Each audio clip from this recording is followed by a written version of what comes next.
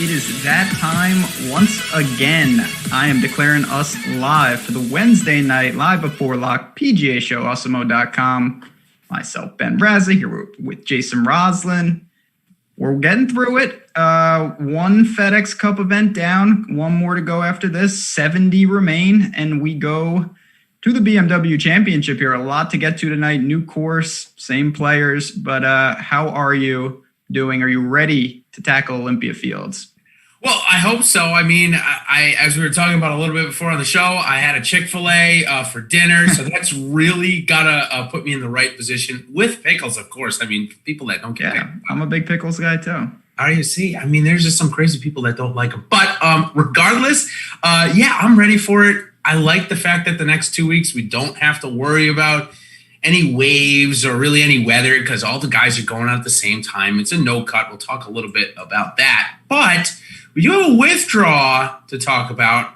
I'll tell you where I won't be withdrawing from this week, though, is SuperDraft, the sponsor of our show. And Ben, I'm going to tell the guys a little bit about that right now. The future of daily fantasy sports has arrived. You experience SuperDraft's exclusive game mode multiplier, where you get to say goodbye to salary restrictions and hello to lineup freedom. So if you want to put DJ, Rory, Xander, all those guys in the lineup, you can do that this week, where you get to use your fantasy sports knowledge to draft any player you want and build your very own dream team. Countless lineup possibilities let you experience daily fantasy sports the way you want. SuperDraft offering contests right now. Well, maybe not today for NBA or MLB, but they do offer them most of the time. PGA, NASCAR, and MMA, of course, NFL as well. So you can enjoy the best of DFS all year round. Sign up for SuperDraft using promo code Awesemo10 and you get 10 free on your first deposit of 10 or more and 20 total free on your first deposit of 100 or more. Download in the App Store or play at superdraft.io. No limits and more winning. So I mentioned right before that little read that we have a withdrawal this week, and maybe it saved you and I money. Maybe it hurt us because maybe he was going to play bad this week, but it's Webb Simpson. Get him out of your lineups. Of course, if he's in there, I think most people will see it, but with new people playing each and every week, guys like my dad who don't see the big O next to their name, Webb Simpson is definitely not playing this week. Ben, what do you make of that? Were you going to play him? I suspect not at 10,200. No, definitely not. Were you kind of hoping that he'd play bad at 15% ownership? I mean, if he was going to be popular, I certainly would have wanted him in the field. I don't think this is the best course for Webb, especially what we're hearing about it, and we're going to talk about that in a bit, but obviously he's gone. There will be no replacement, of course, so it's just one less guy in the pool. Just changes it a little, nothing major. Honestly, I don't think it's that big a deal. So we still got plenty of top end talent to choose from in both north of 10K and then the 4 at 9K. So a lot of options on how you start this week. For sure. No doubt about it. And a couple of those as we move on, again, like I mentioned, normally we have a little bit more to talk about here with our waves and our weather. There's no waves. 120 minutes separate golfers. They're playing in twosomes off of 2 tees. So only 120 minutes. So really no draw there. So we can move right on to Olympia Fields, which has been a huge talking point this week. And there was some 9-hole charity match today that I happened to tune into. Of course, Ben, you're getting some love here for your Grillo calls the last couple of weeks. Gotta love them. I mean, it's not like you called them; you just played them because that's what you do. That's what I do. Yeah, it's my guy Speed. Not here, but yes. Anyways, so let's talk about a little bit about Olympia Fields. I told you I watched the little 9-hole match. So why don't you take the perspective of I know nothing. I want to talk to you about what you saw today. What do you want to know most about? So yeah. This is a course that we have seen a long time ago in a U.S. Open. There's played some amateurs there. And from what I've read, it's a longish par 70. And the first thing is, how important is it going to be that you are in the fairway? Okay, so I would say that when we look at PGA Harding Park, right, where the PGA Championship was, obviously a major course, it was pretty imperative that you hit the fairway. But if you look at it, driving accuracy, Dustin Johnson, I think, was below 50% that week. So as the rough can be penal, as long as your around the green game is somewhat on, and as long as your putting is on, you can definitely get away with being in the rough here. I would say in terms of hardness setup, so the firmness, the fastness of the golf course in the rough length, it is very comparable to Harding Park, which we saw 3 weeks ago. I would say that it's not going to be as hard as Memorial was, And I would say it's probably going to be a little bit easier than Harding Park in terms of the rough length. I would say that it also determines how they set up the course. And what I mean by that was perfect example. Today, the 11th hole, which they played it as a drivable par 4. Okay, Bryson hit 5-iron hybrid to like 20 feet. Morikawa hit driver to 20 feet. Kevin Na hit driver to 20 yards short. And Max Homa hit 20 yards long, hit a driver. What I mean by that, though, is if they set the course up to score, 16 under is probably going to be the winning score. You could see some 7 or 8 unders in a day. When we saw Vijay Singh in a major shoot 63. So with that being said, I think that we're not going to get the 20 under winner that we've seen from the BMW Championships the last 4 years in a row, 5 years. But at the same token, I don't think we're going to get a 10 under either, which I think some people have been talking about. Listen, I think there's a lot of unknowns. I talk a lot about correlating lineups.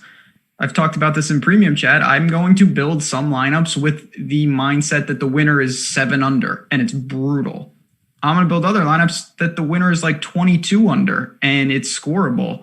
Where it falls is probably somewhere in the middle. It's going to play tougher than obviously TPC Boston, but I don't think this is going to be brutal. I really don't. Also, another thing, not to cut you off, another thing that we have noticed, we have no weather problems, but it is going to rain overnight on Thursday night, which always gives a softer golf course. And a softer golf course, as we saw last week, these guys can tear up a soft golf course, especially DJ, going 30 under par, totally crazy. So let's go ahead and talk about some of the golfers that are playing this weekend. I have the topic here as Rory season because he's the only one of these 5 golfers now above 10K that doesn't have a win. In fact, I could say doesn't even have a top 10, doesn't even have a top 5. Is it finally Rory's season, though? We've got 13% ownership at 10,300, and I know you've been the captain of this guy for quite a while. Are we back yet? I mean, it's very difficult with him because at the Northern Trust, once again, just non-competitive. Yes, he made the cut. He was dead last in putting, though. You look at the stats and you say, okay, I'm not saying I can live with this, but it's not just like, wow, I don't know what's going on. He gained 5 strokes on the approach. He was dead last in putting. He lost off the tee. Rory's not going to lose off the tee again. If he loses again off the tee, he's got a serious problem because he's one of the best drivers, if not the best driver in the world. So what do you do with a guy there like that? So that's why I love the people in this industry that they get it. A lot of people working in it. I wouldn't say, I'll take away the golf journalist for saying more about the DFS journalist. One of them caught that Rory went home, got a new shaft in his driver, and has implemented that this week. Stuff like that can make a huge difference in the golfer's game. I know it sounds weird. It's unquantifiable because it's stuff that we really don't get to test that much. It's like, hey, using the extra stiff 70 gram versus the extra stiff 50 gram lightweight super graphite shaft. I mean, I'm talking spins right now, right, to most people. But in reality, it definitely can matter. So I do like the fact that he lost strokes off the tee. I think he wasn't even that good to start before off the tee either. He obviously saw a problem with this new TaylorMade sim driver and went to a different shaft. And hopefully it works out this week because there's no reason why this guy shouldn't be winning. If really he can't win without fans, he would be the best showman in the world if that's really the case. Yeah, I seriously doubt that's the problem. Listen, it's tough to win. He should be better than this, though. He needs to get back off the tee, and he will. If the irons keep up, then he's going to make some putts. We'll see what happens. Do I think it's a good course for Rory? Yeah. But the form, there's no arguing, and I'm a huge Rory guy. He's clearly behind everybody that he's priced with in terms of form. Everyone else is playing better. Even Bryson, who's wildly erratic, at least he's shown the ceiling. Rory has not shown anything. He chipped the ball into the water backwards last week. That's frowned upon. So, it's you got to be able to stomach it, or you can match him. If you're saying, I don't want Rory to define me, take 15% and live to fight another day. There's a lot of options. It's not an all-in or complete fade. There are multiple ways to be nuanced. Very, very true. Let's talk about a couple of those other guys. John Rahm kind of had a 2017 Jordan Spieth type round or tournament last week. Lost on the approaches. I think he lost over 2 and gained on putting. gained around the green and ended up coming in the top 10. Does that kind of scare you off from this week, though, with we know how you need good iron play to win? I mean, you can come in the top 10, but now Rahm is 11,000. We're not getting the price discount that we got last week. Rahm is someone that, I like him because he reminds me in the JT category where he's very well-rounded. If he's going to gain off the tee, but if his irons aren't good, he can make a lot of putts. He can be crafty with the short game. If his irons are on, then it's very dangerous. So I feel pretty comfortable with him. Yeah, he's a little priced up, but I can justify that. I expect him to be fine. Tough conditions, no problem. Easy conditions, probably even better for him. Overall, I think he might be, we have Rory in a separate category just because of the form. I think Rahm might be my favorite outside that. It would be him or JT, not on Dustin, not on Bryson for me. Okay, so Bryson DeChambeau today, when he was playing, it's more of the same stuff with him. He obviously, when he takes out that driver, he's a different animal. But he was even captured saying he hasn't quite figured out his irons. I don't know if they're new irons or if it's just new trying to figure out with his new body or whatever. But he was even heard saying that he hasn't quite figured them out yet. Still, his play has been good enough to get him inside the top 10 recently. He hasn't won, I'll say, a big event, a full field event. I would consider this, obviously not full field because it's only 70 players, but the strength of the field is better than his Rocket Mortgage win. If I had to pick between Bryson, Rory, and JT, right now it's JT, Rory, Bryson, in those three. DJ at 11.5 is much easier to fade. He's not scoring 170 points this week. It's not going to happen. I'll take that bet anywhere. But in reality, if you didn't have him last week, it was so hard to cash. Even at 9% ownership, he was basically half of the cash line if you had him in your line. So obviously, most of those lineups got through. So with that being said, I'll take JT over Rahm most weeks, especially when I get a price discount, maybe even an ownership discount as well. But how about you? If you had to pick one guy in this, if you're saying, you know what, I want to build more balance because I think it's a better chance to win, who's the first guy you're starting with this week? Well, I'll answer that. But before I do, we got a lot of people in here, only 43 likes. I'm going to pull a Josh Engelman and say, let's pump that up a little. We're here. We're ready to get after it. I love people coming. Golf is, I know a lot of things are going on with NFL and other sports coming back, but we got the regulars here and we do appreciate that. So hit the like button. It's so appealing to, this is where I get into trouble. Rory, not only do I think he's playing better than the results, but he's so cheap relative to the other guys. It really helps on the bottom.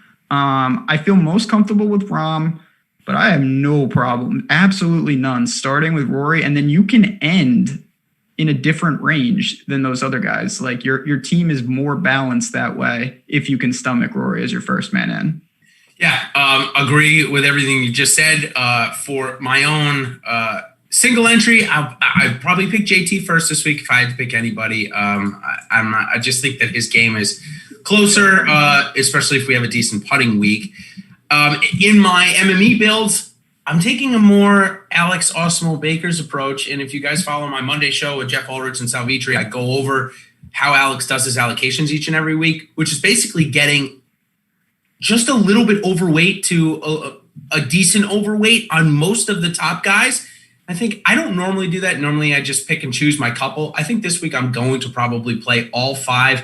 Maybe not DJ as much, just because I don't think he's going to go 30 under this week. But that's kind of the approach that I'm taking for the MME builds. I'll look to get my leverage lower, and I'll just try and, like I said, go slightly overweight the field on these top guys with how much win equity is there. So you just mentioned fantasy football, and before we go on and talk about that next section, I want to talk about a little promo we've got going on.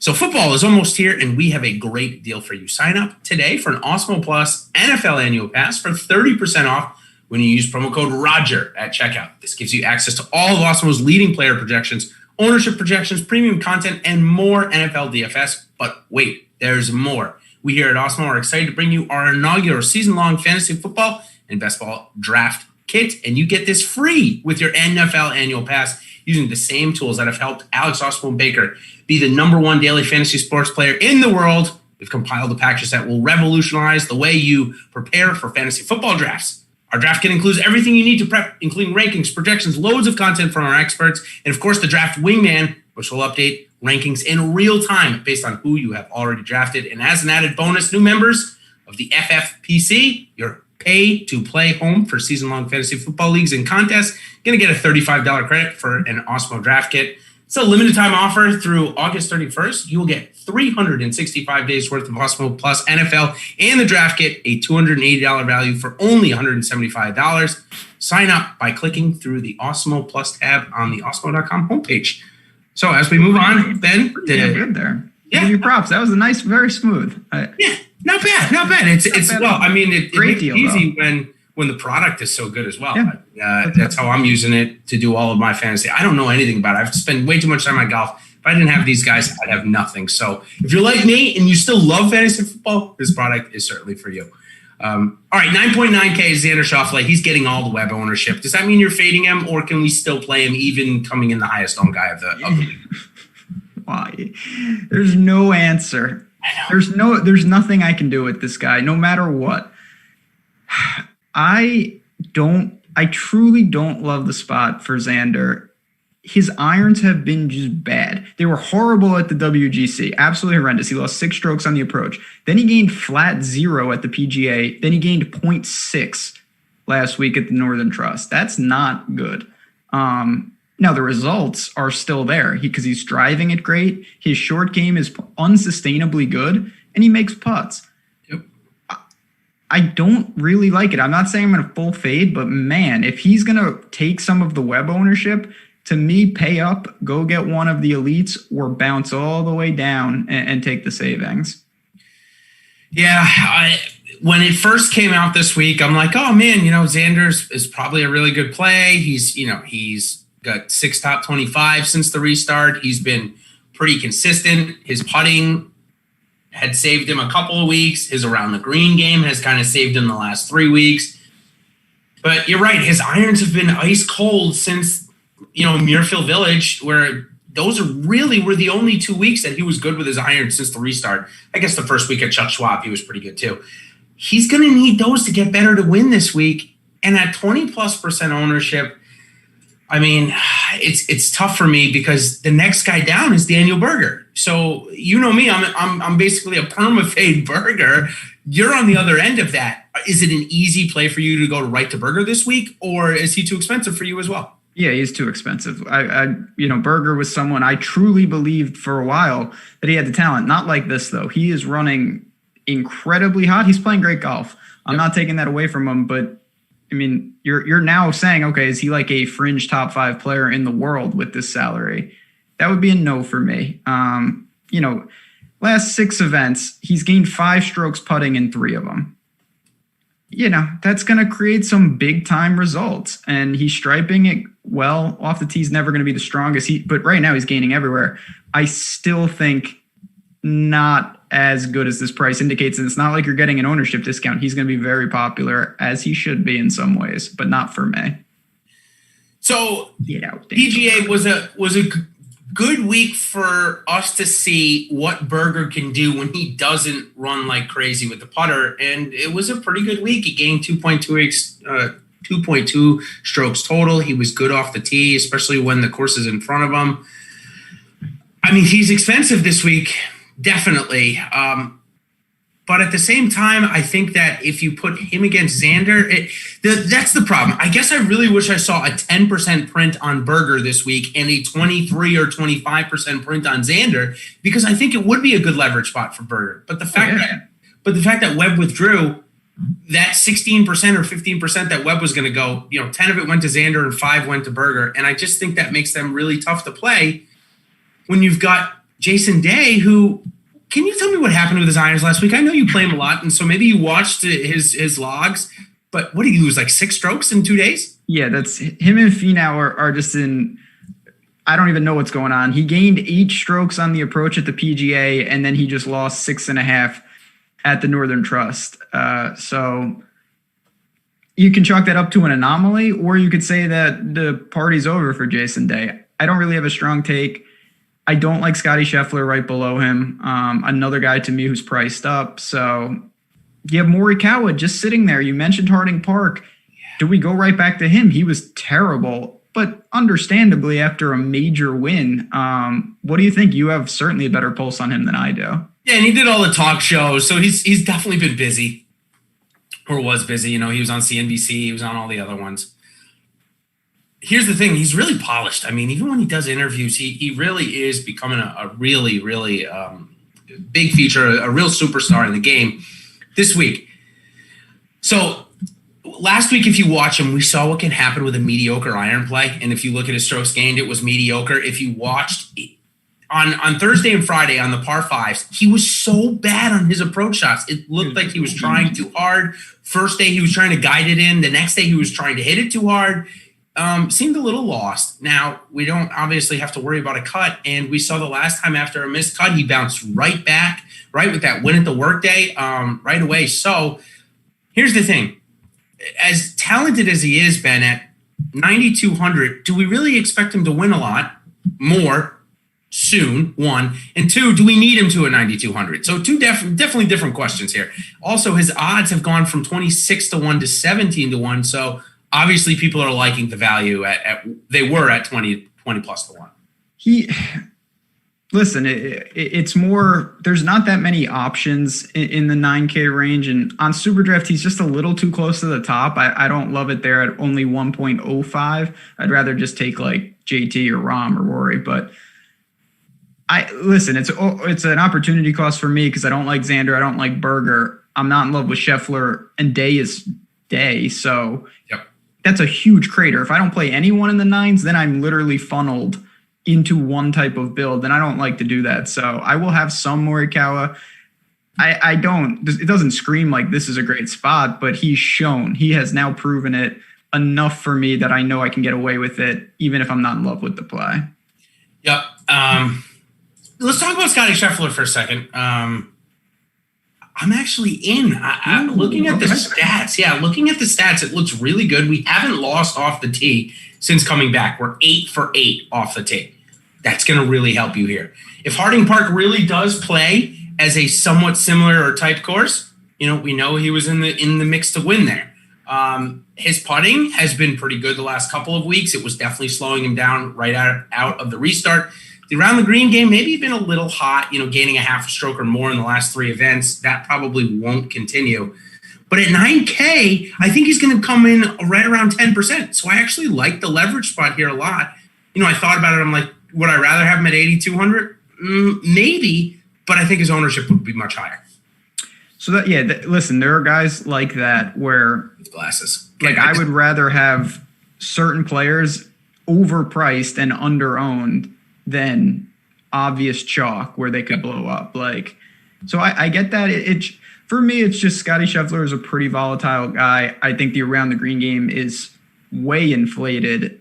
He is striping it. I can't argue with that. Ever since when he shot like 90 in that round 1 at workday, and everyone was like, oh, he must be hurt. Apparently, no, he was just getting ready because he shot a good round on that Friday. Then he played great at Memorial, fantastic at the WGC, and then he comes fourth in the last 2 weeks. So I get it. But your boy, Patrick Cantlay, is $100 less. I know he's not playing well. 8K range for Patrick Cantlay, though? Yeah, it's the first time we've seen that in quite a while.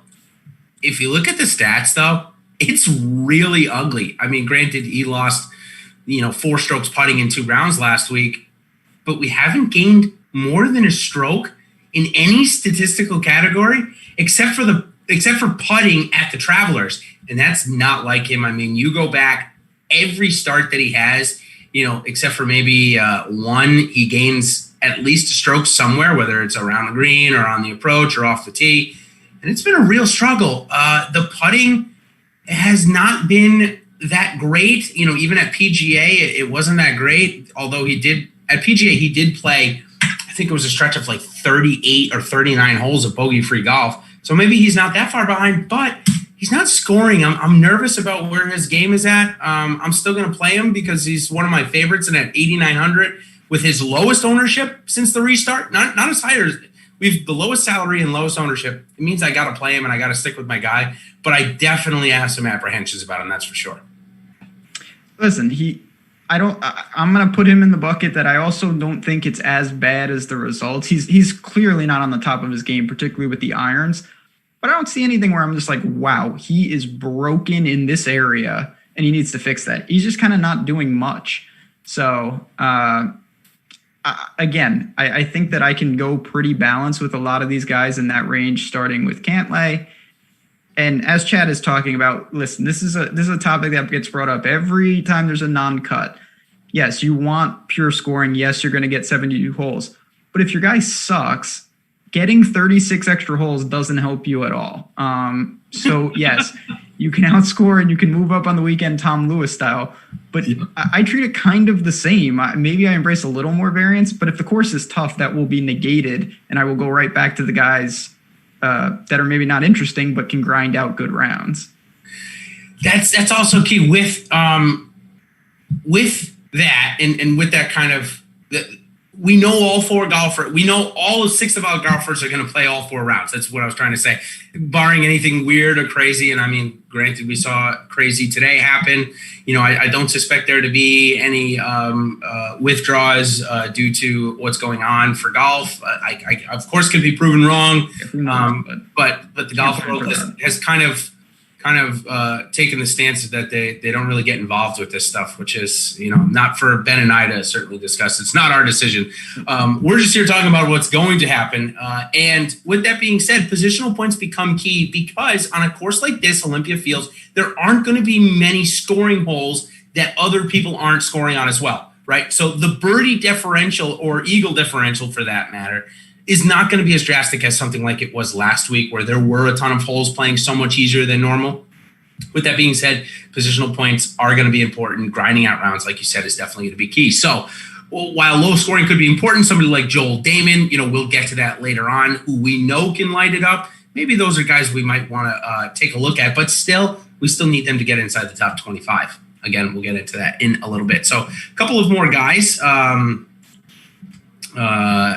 Sorry here, let me just get my notes. A couple more guys in this range I wanted to discuss this week before moving on. A couple of guys that are priced up, like Louis Oosthuizen, Billy Horschel, and Paul Casey.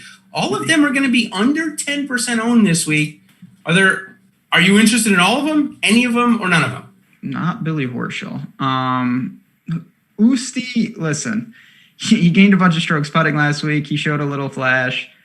I say the same thing with him every week because sadly it's kind of how you have to approach it. If he's not popular, I think he's worth flyers because you never know, but his recent form isn't indicative of how he's going to play. Mostly for me, when we look at this range, and this is where we get into some of the decent multipliers on SuperDraft and that 8K on DraftKings, I think I want to go up as much as I can to I know he was terrible and he burnt everyone, but Tony Finau fits this course and it was his short game last week. So you look at him, you look at Decky. I don't mind those guys. The guy I want to ask you about, elephant in the room, is Harris English. What do you do with him? Playing insane golf. Price is still somewhat reasonable, honestly, for his form. Yeah, it is.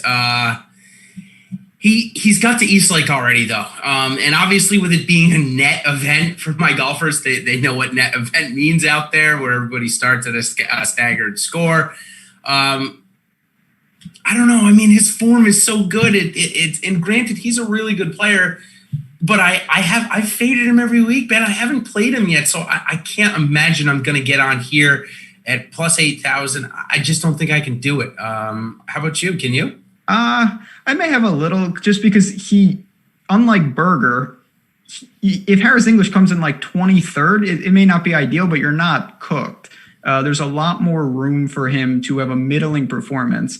The thing I always want to ask people, though, with current, and I'm not even trying to be argumentative, but with current form, so if a guy is playing well and you're going to play him based off that, then when does he, so you would play him forever then, because if he's playing well and that makes him play well, then he'll just keep playing well. Like, I don't really understand that part of it. Like, what happens then? Does Berger only come in the top 5 forever? That's all he does. That's all that's ever going to happen. It's like stocks only go up, right? That's what Davey Day Trader is telling us every day. Stocks only go up, so Berger's only going to play well. Like, that part I always find confusing. Like, I get it. Listen, he's playing great. There's a lot of guys like that, but eventually things adjust. And if you think he's in over his head, now would not be the time at 20%. But you know what? Here's another thing, though.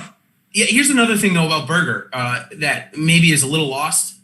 Is, for example, like last week, not that many great players played well, right? DJ, Rahm, but Berger. has done that a couple of times now where big guys have missed the cut. Cantley missed the cut. Morikawa missed the cut last week. A couple of other big names as well. He's kind of done that and been in spots where you needed him because the other guys priced above, 9,000 or 8,500 didn't make the cut. Tony Finau last week, perfect example. Getting back to Finau, though, it is a better course for him. I think I'll have more of him this week than I did last week. I think it's at least an intriguing play. Couple of other names, and we're basically probably for the most part going to talk about almost everybody in this range. I think there's like 18 guys.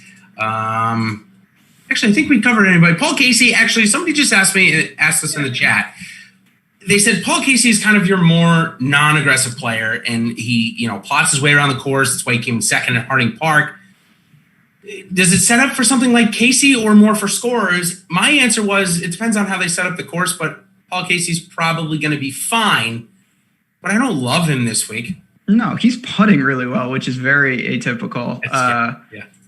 It's that part of the range I actually feel pretty comfortable with because you have Wolf and Hovland, who to me are surefire. They can get crazy hot. Mm-hmm. They also, if it plays hard, I think are live to literally come in last. The course could dismantle them. We saw what happened with Wolf when he lost it just a bit on the weekend there. He's big boomer bust. He has shown flashes of just sheer brilliance and some really bad stuff. So Casey less volatile. Casey, if it's tougher, those guys for scoring. Absolutely agree. I think that maybe not necessarily scoring wise for Wolf, because I think he can compete in any event, but his range of outcomes that he has shown us has been drastic. Now, granted, Paul Casey, prior to maybe 2 weeks ago, or we'll say 3 weeks ago, it's been 3 pretty decent starts for Casey in a row now, but it's back-to-back starts where he lost strokes on the approach. And when Paul Casey's losing strokes on the approach, he's not going to come in the top 10. That's for sure. And so that's one of the reasons why I'm basically picking to fade him this week. Or I wouldn't say fade him because he's not really going to be that highly owned anyway. But I will say, though, if you're looking over on SuperDraft, then we can go ahead and head into our top end review there. I think he does present some an interesting build there. I believe he is 1.15x. And this week for the multiplier, because it's a no cut, it only goes up to 1.35x. So he's kind of priced around those guys down. I wouldn't say down too low, but still 1.15x. I think that's pretty good value. Anybody else that you saw? I'm sorry, 1.1. 1.1. My bad. Apologize. Anybody else that you saw, like Scotty Scheffler's 1.15x here? Anybody else that you're targeting for your SuperDraft lineups this week? I think Finau is a guy that I'm pretty high on, 1.1x. Yep. Listen, again, he's really disappointing last week. Short game wasn't there. He should fit this course. The irons have flashed. I'll go right back to him. You're going to get 4 rounds. So there it is. Lock it up. But yeah, I think that Tony could really bounce back. And there's a couple guys in this field who were really, really, really big chalk. Burnt people. Answers another one. I'm going to go right back. I'm not going to let 1 week deter me on guys like that. Yeah, that's actually a really good segue here into which would be our make the cut section, but we're going to call it the rapid fire top 25. Okay. Obviously, we talked about positional points being really important. So we want to get these guys into the top 25 and top 20, get that differential in birdies. I think top 25 is what, 5 or 6 points. So it's worth almost 2 birdies. Alex Noren, somebody just brought him up in the chat, and I'm not lying. He was the first name on this list. I've got him. I mean, he's gone on a really good run. This guy. I can't believe he's in the top 70 of the FedEx Cup.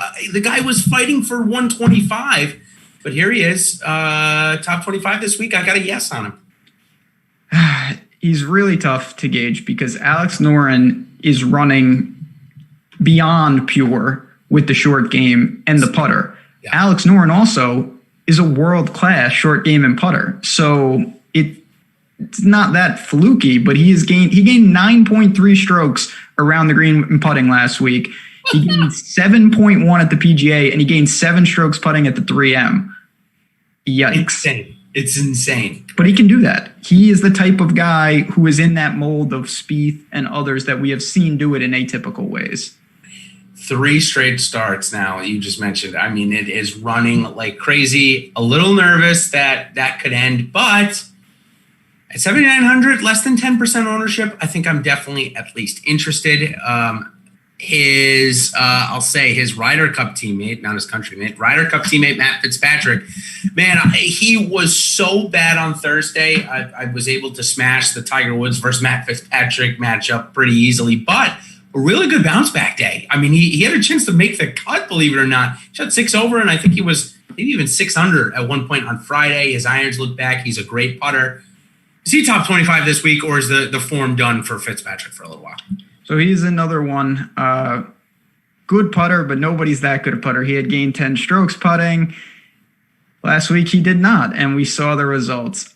I do feel a little more comfortable with Fitzy. He can lean on the long irons. He can gain strokes off the tee without being long, and that's an important distinction. That means if you're gaining strokes off the tee and you're not a long hitter, that means you're deadly accurate. Molinari is the champion of that. We've seen it time and time again. It was just, I guess he's retired. So where is he? Is he dead? You would think my life would be so easy without him on tour. It's still really. But I don't mind going back to Fitzy blindly. Yes, he needs to shore up the irons, but I think I actually lean him over Noren if I had to choose. Yeah, the chat is discussing this exact thing right now. It is really it's a really good matchup this week. I think that if it's down to your last player, I think that there's reason for both of them, but you're actually probably playing them for the same reasons. You think it's going to become more of a putting style, grinded out event where short game is really going to matter a tremendous amount. So I can see reasons for both of them there. Okay, Russell Henley. Speaking of running like crazy, he's been doing it the opposite way of Fitzpatrick and Noren. He's been getting it done tee to green, and more specifically on his ball striking. Does that continue this week? I mean, really, he's looking like he's back to really good form. He's been great. Henley's a guy that I've had actually mixed thoughts on this week. And it's how I feel with it, is that if he is the most popular guy in the 7K range, I don't have him far and away the best play, so I'll probably take some pivots based on that ownership. If it's just choose best available, well, he's towards the top of that. I do like him. I like Answer. I think Cameron Champ is interesting, especially if you want to go to driver heavy. But what do you do with Henley, who he's more of a Bermuda guy, but the irons have been like the Russell Henley of old? So if you would have told me that I'd be in the BMW Championship deciding between Russell Henley, Gary Woodland, Sungjae Im, and Abraham Answer as the same price, I'd have told you pass me whatever you've got going on in New York because it would be great. But here we are. It's reality. And it's a tough discussion because Woodland, Im, Answer have been like 3 guys that DFSers, including myself and you a little bit as well, have been able to rely on for the most part for good starts. Now they're kind of trending the other way. Sungjae had one pop-up at the Wyndham, which was a good fit for him, but showed where kind of his game is last week.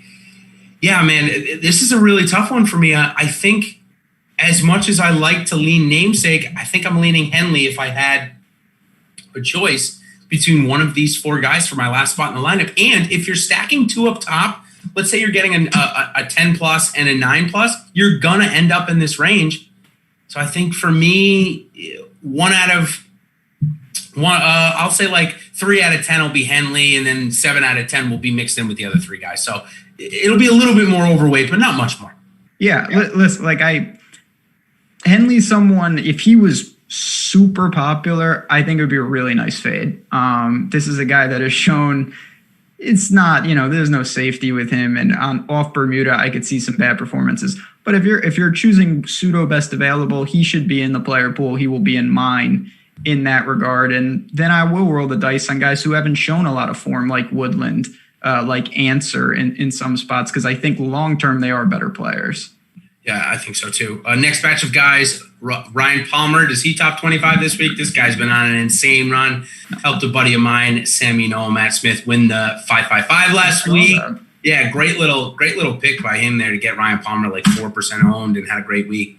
That ends this week, right? Yes. Not a Ryan Palmer track. I would rather actually take a stab with Bubba, who showed some form. Couldn't hold it together on Sunday. But Ryan Palmer, and this is where it's different. This is a good example. I just talked about Alex Noren. Ryan Palmer did the same thing as Noren last week. He gained 10.8 strokes when you combine around the green and putting. The difference is he is not a good short game player. So that's just an anomaly. Like Noren can do that. Ryan Palmer, that's just luck. So no chance I chase that. He's been getting better, but it's 10.8 strokes. No. Like he gained 4.9 strokes putting at the Northern Trust. The last time he did that was in early 2019 at the Honda. He gained 5.9 strokes around the green. The last time he beat that was 6 years ago at the PGA. So let's not with Ryan Palmer. I don't see it unless something really changes with the irons. What a stat. I hope everybody caught that. That was a great one. Sick.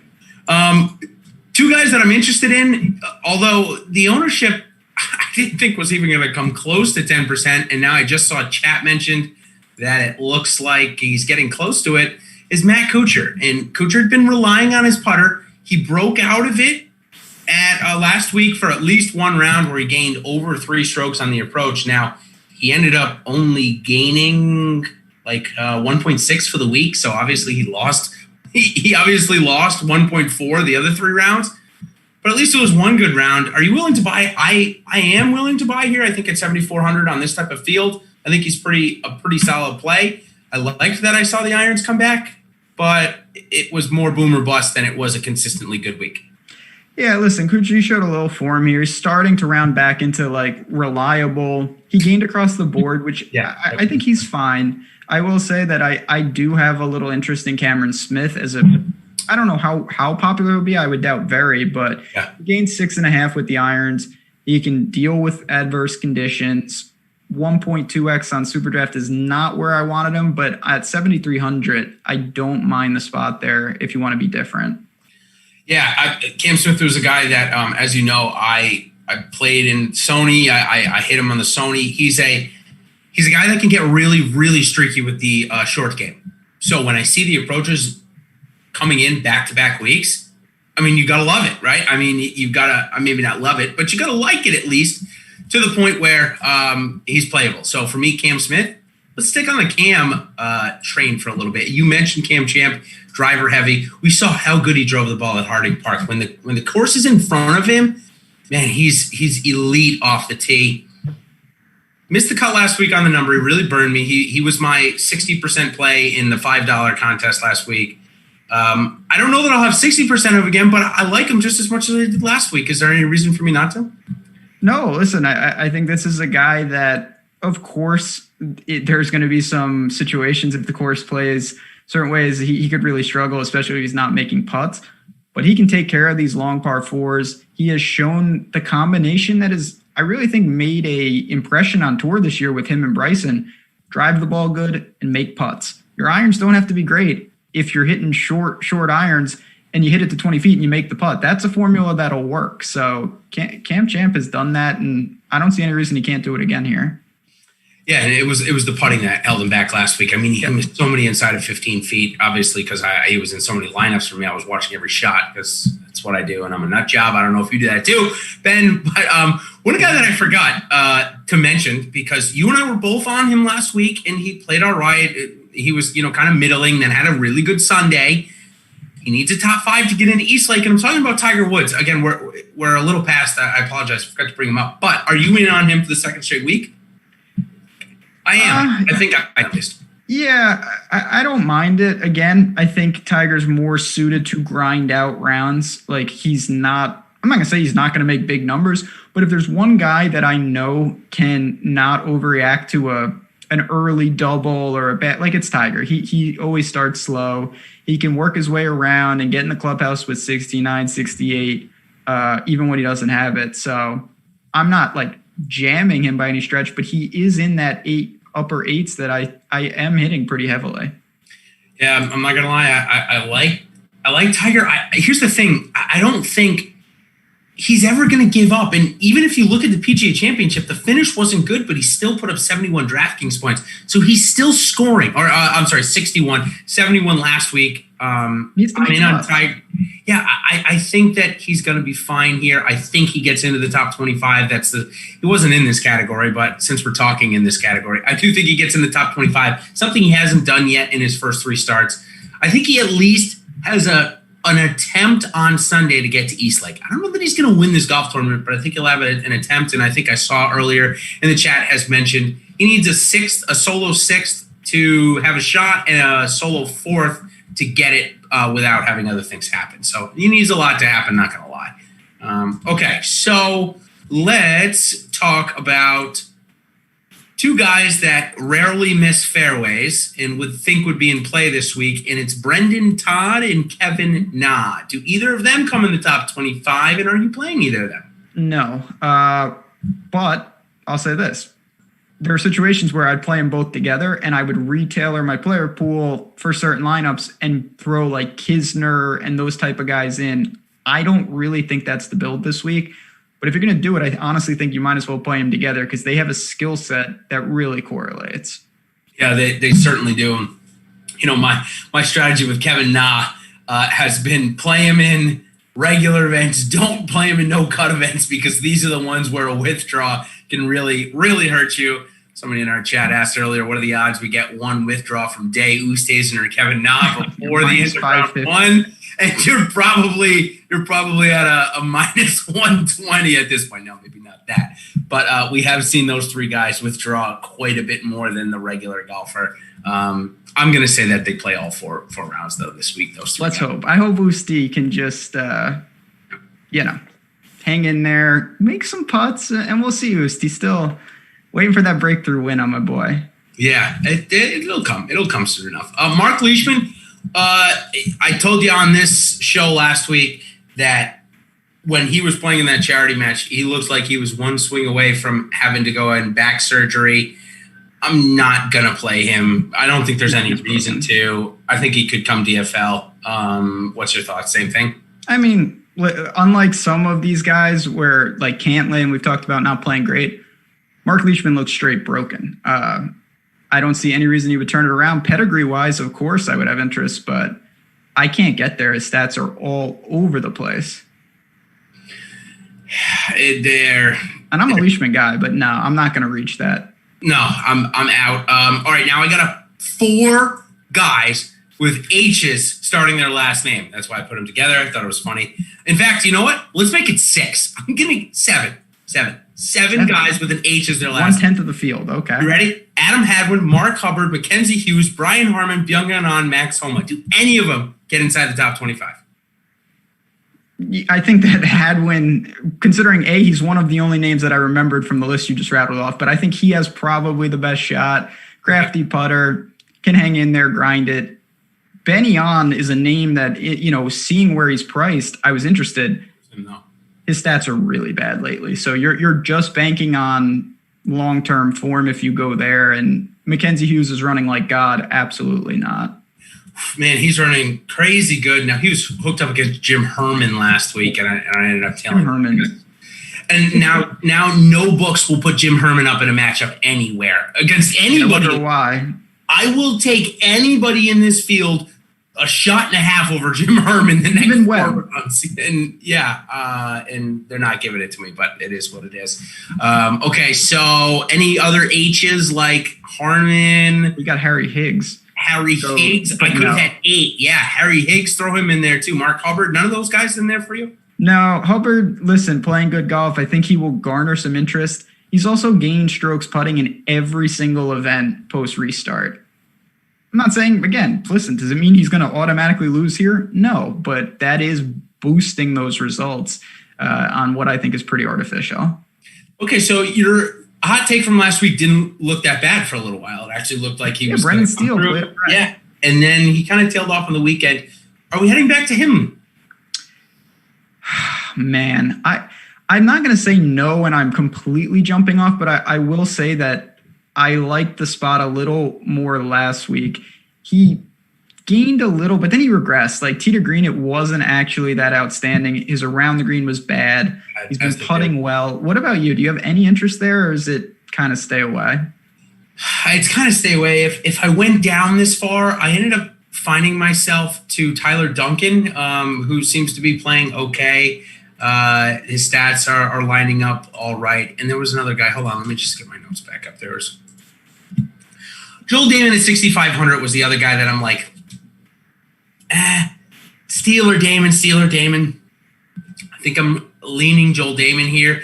Dylan Fratelli had a good round one, but absolutely fell apart. Oh, my God, it's Friday.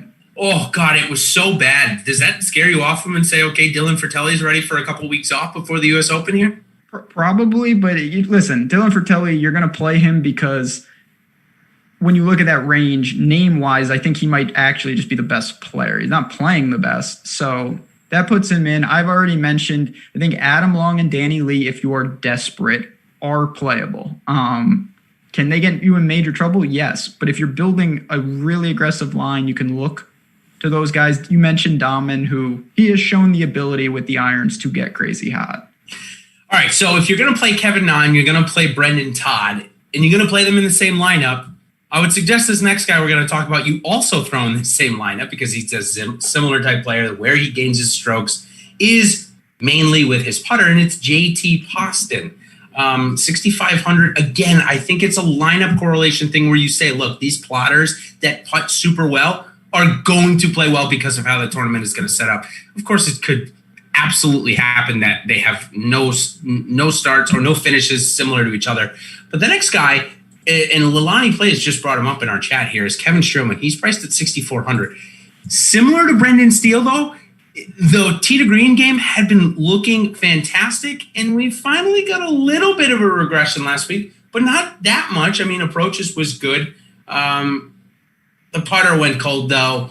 He was on a crazy good run through that Workday, Travelers, run. I think I'm done with him. I think I would rather play even somebody like Robbie Shelton at 6,300. Yeah, I'm pretty much in line with what you just talked about. Kevin Streelman, to me, is more suited as like a cut maker at like the John Deere with some upside than a strong field guy. It's not really for me. I don't see a ton in his stats that stick out. JT Poston, in theory, would fit. The problem is he has not gained strokes on the approach since Honda. He is over post-restart. He needs to flip that. He doesn't have to be great because you talked about it's going to gain off the tee and gain with the putter, but you can't lose strokes every week with the approach and be successful. It's just impossible. Not on the PGA Tour. Maybe on the Corn Ferry Tour. Maybe on the European Tour, or maybe on the Phil Mickelson Tour. Phil, 1 for 1. Gotta give it to him. I mean, he goes out. Now, granted, he's playing against guys that are obviously not nearly as good as him, but hey, that doesn't mean you're going to show up and win every time, and he did. But just a little quick tidbit there. Okay, so let's go on to our hot takes, our deep dives, and maybe a couple of notes on the Europe. This week, I finally got around to writing an article about the Europe, the UK Championship. Gave a couple of my plays. One of the reasons I did, though, Ben, to be completely honest, was because we have a little bit of lapse in coverage, and where our mornings of golf that have been filled up, Thursday to Sunday have been filled up with coverage. They're not going to be this week or next week, which does leave open time for morning golf. And I love watching the European Tour, so it was a great way to get back in. Matthias Schwab and Hao Tong Lee are my two favorites this week playing over there. A pretty good field. Matt Wallace, Rasmus Højgaard. Any one bet? Yeah, what is going on? 4 top 10s with Højgaard, and he's priced higher than Lee and Wallace and everybody.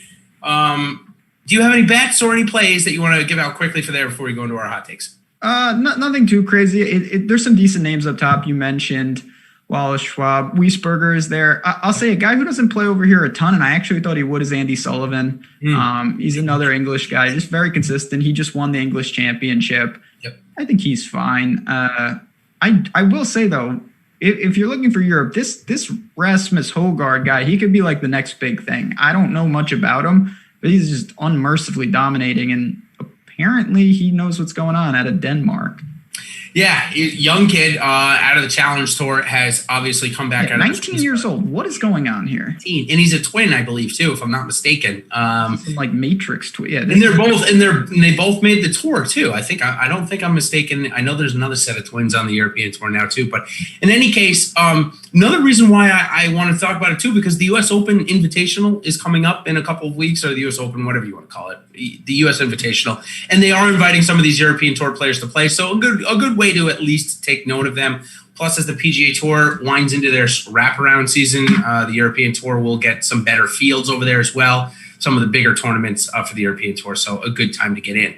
Okay, so let's go into our hot takes and deep dives. Also give a couple of our low-end SuperDraft multiplier plays.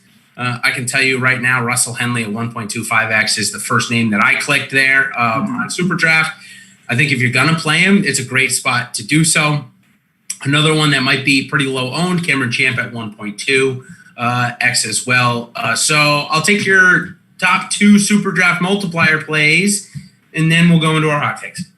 So Hideki is 1.15x there, and this is a week clearly with only 70 guys. There are no like 1.5, 1.6. Yep. So that may not look great on paper, but it's actually pretty appealing. And I'm going to second what you said with Cameron Champ. That's a good price. He should be able to attack these holes. And when you're getting a little multiplier, you've talked about this a lot, you can crush 1.2. You make up a lot of ground with that extra 20% there on some of it against the 1Xs. So look to that. They may overlay. It's a great way to get in. Really should go play over there. I think you guys enjoy it. We hear a lot of positive reviews from subs that have signed up. $1,500 to first place this week. They've just posted their NFL contest. It looks like $15K for week 1. So some really good contests going on over there at SuperDraft. Check them out. All right, let's give our hot takes, and then we'll get on out of here. So if you...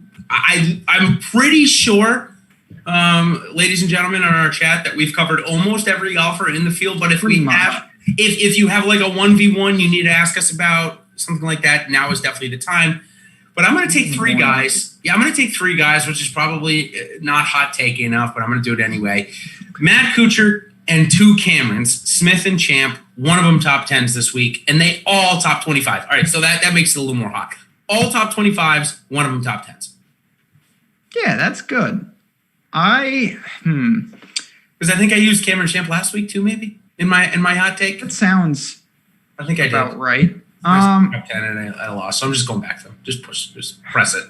So I'm gonna go the other way. And listen, can I catch flack for this? Sure. I really do think that Daniel Berger, I'm not gonna say he's gonna struggle immensely, but I do not think this is a good setup for him. And if this plays long and fast and difficult, I would love to see him not on his preferred surface really hold his own here. I'm going to say that he finishes outside the top 25, which for the way he's playing would be a big letdown. I don't like that, and I'm going to short Berger as I have, but I do feel very comfortable here, as I did at Memorial, and that worked out actually really well. After he started with an ungodly birdie streak, and I was ready to change my name and go work for Awesemo Europe edition where no one knew my face because I was dying when he was 3 under through 3. That was terrible. Oh, yeah. Maybe just not even. He hit it in the water on Friday and I was dancing.